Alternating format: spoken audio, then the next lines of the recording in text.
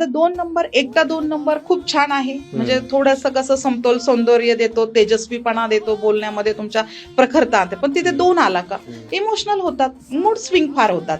2 number हा 3 वेळा आला तर मग आणखीन प्रॉब्लेम आहे. मग काय आहे की मग समोरच्याचं न समजून घेताही आपलंच मनाचं जे हे करणं म्हणजे एक खरं करायचं.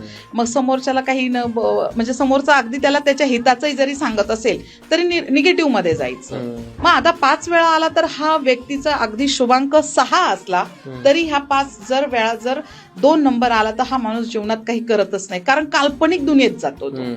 आणि खरं तर 3 किंवा 4 वेळा जर 2 आला तर एक थोडंसं बॅड इम्पॅक्ट आहे की आईला खूप आरोग्याचा त्रास होतो सर. सिम्पल आहे.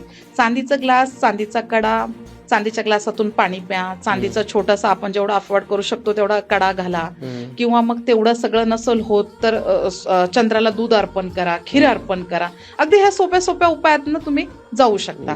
आता तेही नाही होते माझ्याच्याने, तेही होत नाहीये. कधीतरी तुम्हाला महादेवाचं मंदिर दिसलं तर एक नमस्कार करा, म्हणजे अगदी तरी तुमचा चंद्र कमी होतो.